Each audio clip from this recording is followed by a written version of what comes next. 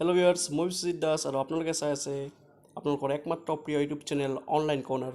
Viewers, মই আজি আকৌ আহিলোঁ আপোনালোকৰ ওচৰলৈ নতুন এটি ভিডিঅ' লৈ। ভিউৱাৰ্ছ, আপোনালোকে ক'ভিড-19 বা কৰোণা ভাইৰাছৰ কাৰণে যিটো স্বেব টেষ্ট, সেই স্বেব টেষ্ট কৰিছে নেকি? অসম চৰকাৰৰ স্বাস্থ্য বিভাগে এটি পৰ্টেল মুকলি কৰিছে, যাৰ জৰিয়তে আপোনালোকে এতিয়াৰ পৰা স্বেব টেষ্ট কৰাৰ পিছত আপোনালোকে ইয়াৰ ৰিজাল্ট অনলাইন যোগে লাভ কৰিব পাৰিব।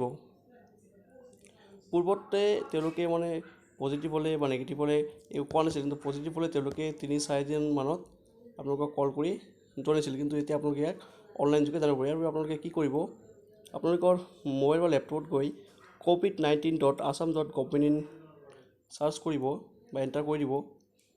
ইয়াৰ পিছত আপোনালোকৰ সন্মুখত এনেকুৱা এটা ইণ্টাৰফেচ আহিব। আপোনালোকে কি কৰিব, তলত চাৰিটা লিখা আছে COVID-19 টেষ্ট ৰিজাল্ট ভিউ বাই SRID। ইয়াত বা তলত স্ক্ৰল কৰিলে দেখা হ'ব COVID-19 টেষ্ট ৰিজাল্ট বুলি লিখা আছে, তাত ক্লিক কৰি আপোনালোকে ৰিজাল্টটো লাভ কৰিব পাৰিব।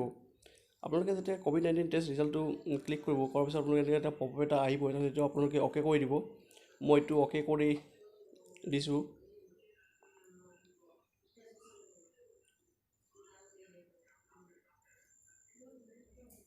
অ'কে কৰিলোঁ, কিন্তু কিবা কাৰণত নাহিলে, কিন্তু মই আকৌ এবাৰ ইয়াত ক্লিক কৰি দিওঁ।